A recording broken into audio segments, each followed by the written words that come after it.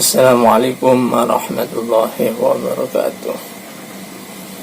Saya akan menjelaskan sedikit dari isi Al-Quran. Kenapa saya mau menerangkan sedikit? Karena Rasulullah berkata, "Balighu anni walau ayah."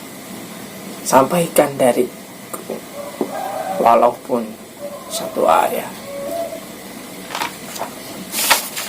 Karena Rasulullah hanya mewariskan dua kepada kita, yaitu hadis dan Al-Quran.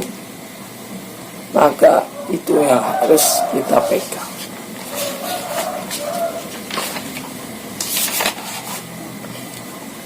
Bismillahirrahmanirrahim.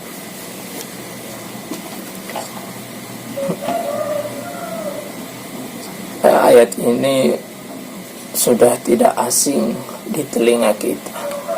Kita sering mendengarnya.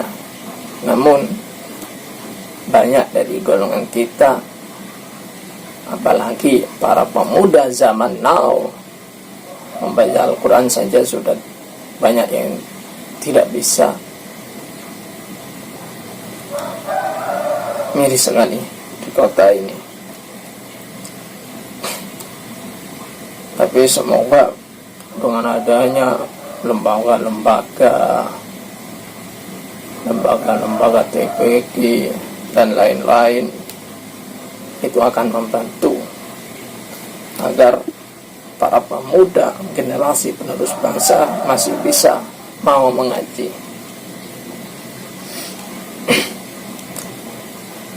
Bismillahirrahmanirrahim. Wal 'ashr innal insana lafi khusr illa alladhina amanu wa 'amilus solihati wa tawasaw bil haqqi wa tawasaw bis sabr. Wal 'ashri, demi masa.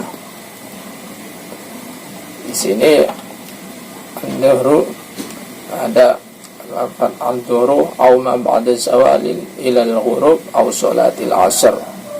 Dimaksud asr di sini ada yang memaknakan masa atau ba'da zawal ila al-ghurub, mau tenggelamnya matahari, au salatil asr, atau itu waktu asar. Demi masa. Wal 'ashri, ini demi masa, ini sampai bersumpah demi waktu. Masa itu kan waktu. Waktu itu ada 24 jam, ada 1 tahun, ada berabad-abad waktu, ada 1 jam, ada detik. Setiap detik itu kan termasuk waktu, masa. Innal insana al-jinsu lafi khusrin fi tijaratihi. Sesungguhnya manusia itu, al-insan jinsun, jenis manusia, lafi khusrin, berada dalam kerugian, fi tijaratihi, di dalam perdagangannya. Jadi manusia itu akan rugi, baik di perdagangan. Di sini dijelaskan fi tijaratihi, illal ladzina amanu wa 'amilus solihati falaisu fi khusran, kecuali orang-orang yang beriman dan melakukan amal soleh. Falaisu fi khusran, maka orang-orang yang beriman itu tidak akan mendapatkan kerugian. Kerugian apa maksudnya di sini? Kerugian di akhirat. Orang yang tidak beriman kepada Allah, ya di akhirat bakal rugi. tidak iman, tidak melakukan amal soleh, dia akan rugi. Bukan cuma di dunia, bukan cuma di akhirat, bahkan di dunia dia akan rugi secara batin.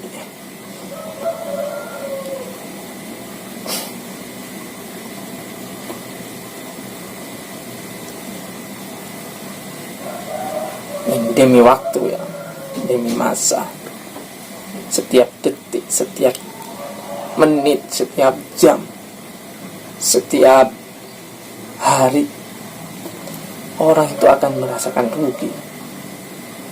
Ini demi wal asri, ini demi masa, ini akan rugi bagi orang yang tidak taat kepada Allah, tidak beriman dan tidak beramal soleh. Jadi Allah yang berfirman,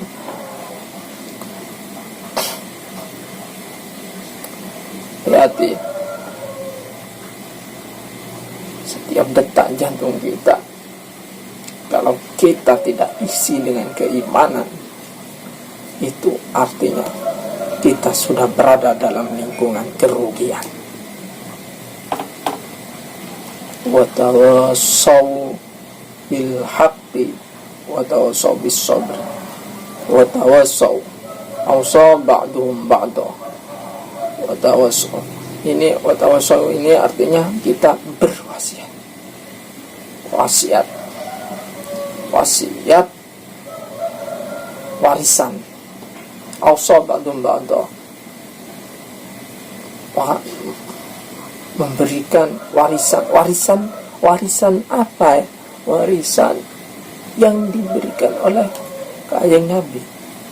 Warisan yang diberikan Kanjeng Nabi ada dua, Al-Quran dan hadis. Kita artinya disuruh menyampaikan, wa tawassaw bil haqqi, kita disuruh menyampaikan kebenaran yang berasal dari Al-Quran dan hadis. Di sini jelaskan juga iman. Aiman. Dan jadi kita disuruh menyampaikan perkataan yang benar tentang iman. Kita disuruh saling beriman kepada Allah, saling menasehati. Jika saya yang salah, Anda yang menasehati. Jika Anda yang salah, saya yang menasehati. Seperti itu. Jadi kita dalam lingkup saling, sebenarnya seharusnya saling membutuhkan satu sama yang lain. Dalam hal apa? Bilhaq. Kita saling membutuhkan. Sebenarnya orang yang merasa paling benar itu orang yang cara bahasa Jawa carpe diem. Seperti itu. Kardiman kalau menurut orang-orang sini, carpe diem. Orang yang tidak mau menerima kebenaran orang lain, itu namanya carpe diem. Watak yang buruk. Wa tawassaw bis sabr. Dan kita saling menasehati bis sabri, sabar. Sabar dalam hal apa? Ala ta'ati wa anil ma'siyati. Taat kok sabar? Iya, karena taat itu berat, kawan. Taat kepada Allah itu berat. Makanya kita harus sabar. Sholat itu berat. Siapa yang bilang enteng? Hanya orang-orang yang sudah mendekat, sudah khusyuk, sudah cinta kepada Allah yang merasa bukan berat. Taat itu berat. Musuhnya taat apa? Kaslan, malas melakukan taat itu. Makanya kita harus bersabar melakukan taat. Sholat 5 waktu, sabar. Tidak ada yang namanya taat tuh Kalau bagi kita masih pemula riyadhah, harus sabar. Apalagi para santri yang sudah keluar dari pondok, dia akan menjadi banyak tantangannya dalam hal taat ini. Nanti kalian akan merasakannya sendiri bagi para pemuda yang sudah keluar dari pondok. Wa anil maksiati, dan sabar, menasihati sabar dalam hal maksiat. Maksiat kok sabar? Ya, dalam hal apa? Kita disuruh menahan. Sabar itu artinya kita disuruh menahan akan melakukan maksiat, kita menahan diri. Seperti itu. Maksiat itu banyak kalau di dalam kitab Safinatul Najah. Maksiatul lain, maksiatul udhun, maksiat mata, mulut, telinga, tangan, kaki, semua itu maksiat. Pokok intinya yang dilakukan oleh tubuh di dalam kitab Safinatul Najah itu, yang dilakukan oleh tubuh yang tidak sesuai dengan ketaatan kepada Allah, itu dinamakan maksiat.